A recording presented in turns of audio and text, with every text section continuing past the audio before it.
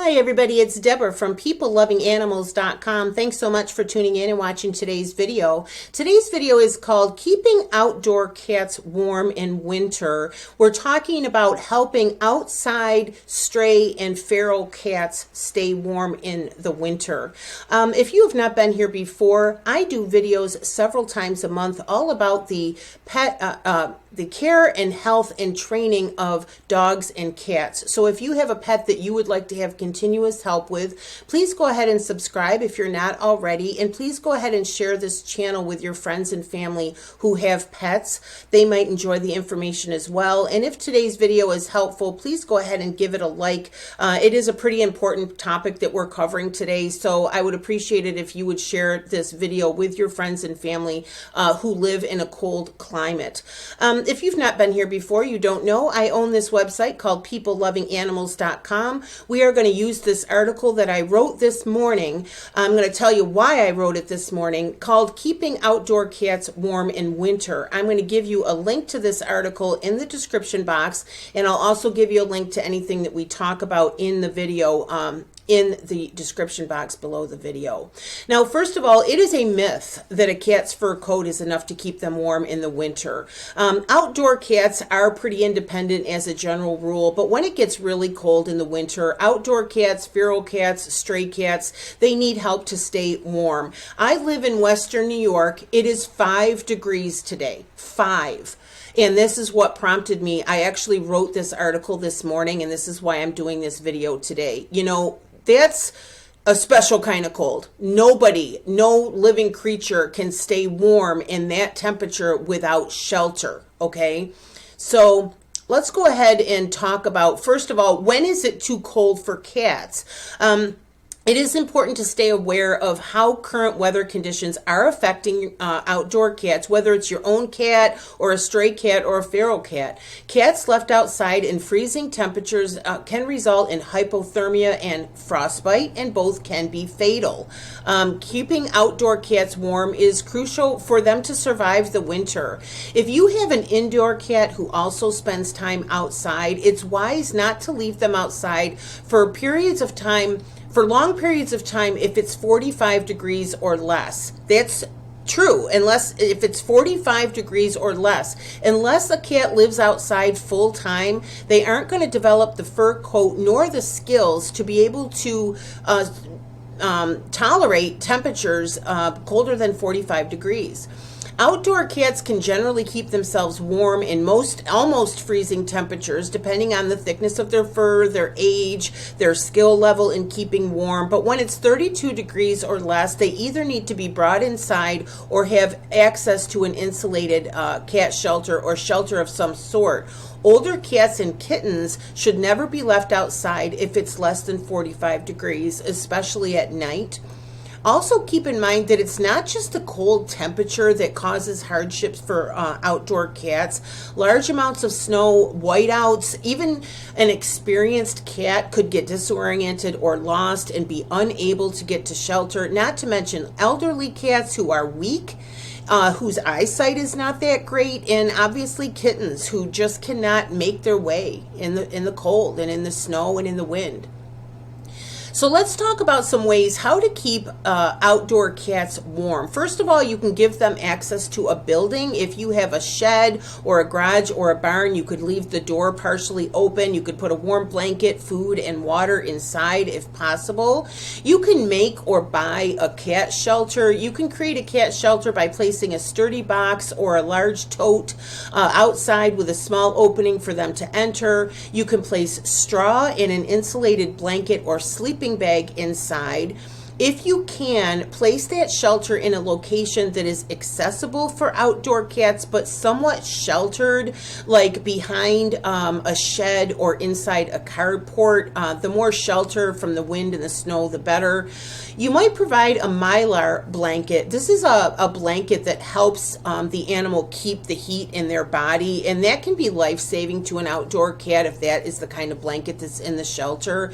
And you can get straw at places like Home Depot and Lowe's, and I'm going to give you a link to purchase Mylar blankets. There's a big selection on Amazon. I'll give you the link to that in the description.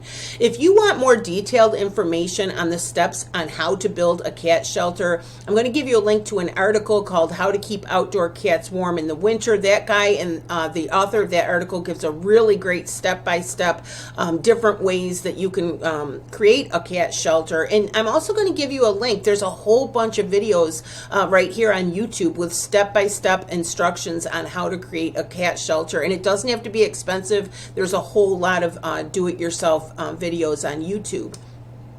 You can also set up heaters or warming pads. If you can afford to, you might look into buying a heater or a warming pad that you can add to the shed, to a garage, to a barn, or a cat shelter to keep outdoor cats warm. And I will give you links to those in the description box. Other ways that you can help cats in the winter: set up a feeding station. You can help outdoor stray and feral cats in winter by providing food. Outdoor cats may have difficulty hunting for food due to the snow and the wind and the cold. Plus, they need enough food to be strong enough to hunt. Having enough food also helps them to have extra energy to keep their bodies warm, because the act of your body just keeping warm burns extra calories. And another thing to think about here is, for example, today in Western New York, it's 5 degrees. Where do you think the mice are?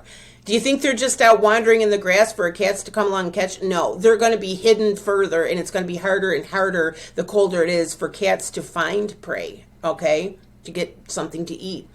It's best to provide dry food because it won't dry out or freeze, but wet food does have enormous benefits for cats, and it should be provided as much as possible. An easy to remember rule about how much food is necessary for an adult cat is 1 can of cat food plus half a cup of dry food per day. Now, if you're just giving dry food, obviously give more. Just keep filling the bowl for as much as they'll eat it. But if you can actually keep track and you know how many cats there are, that's a general rule for how much to feed them. If you can't afford to purchase cat food for outdoor cats, you could leave out leftover meats from your meals. You could leave the fat or grease left over from cooking meats in your kitchen. Now, before you leave any other leftovers out for feral cats, make sure that the foods are okay for cats to eat. I'm going to give you a link in the description box to get a printable list of foods that are poisonous for dogs and cats. So get that list, take a look at it. If it's not on that list, then it's safe to give to an outdoor cat, and they'll appreciate the leftovers, okay? For more information on how exactly to set up a cat feeding station, I'm going to give you a link to a place called Alley Cat Allies. I've spelled it wrong in my article. They are one of the animal charities that I donate to. I'll talk about that at the end of the video. And they have a nice blog post that's step-by-step guidelines on the various ways that you can create a cat feeding station. So I'm happy to give you that in the description box if you need more help with that. Also, providing water. Now, providing water for outdoor cats is very kind, but it's not very helpful if it is frozen, okay? So try placing water where it won't freeze as easily, where it's in sunshine or at least partially protected from wind. You could also consider getting a heated bowl. I'll give you a link to those. By the way, the heated bowl can also be used to keep the wet cat food from freezing. Some heated bowls plug in to an electrical outlet, and others are solar powered, okay? Again, I'll give you the link to those if you want to check them out. Put food and water in the same place every day and try to do it on a regular schedule if you can.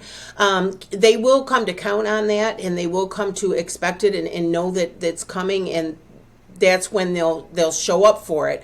Also, keep in mind that feral cats are usually afraid of humans, so stay away from the feeding station once it's filled.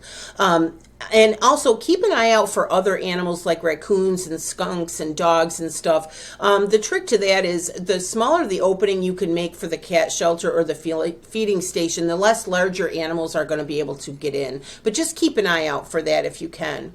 A couple more things. First of all, take the cats in or find them a home if you can. If you've been here before, you know I recently adopted a feral cat. This is him in the picture. This picture was taken like last week, so this is what he looks like right now. His name is Whiskers. He and his two siblings were rescued when they were kittens, and now all three of them are in loving homes. There's Whiskers, who is adopted by me. There's another male named Finn and a female named Penny. Now, their owners and I keep in touch on a regular basis. We exchange pictures. And we text each other regularly about the enormous amount of joy and entertainment, affection, and love that these little cats give us every single day. So I'm telling you, it is worth it if you can adopt a cat.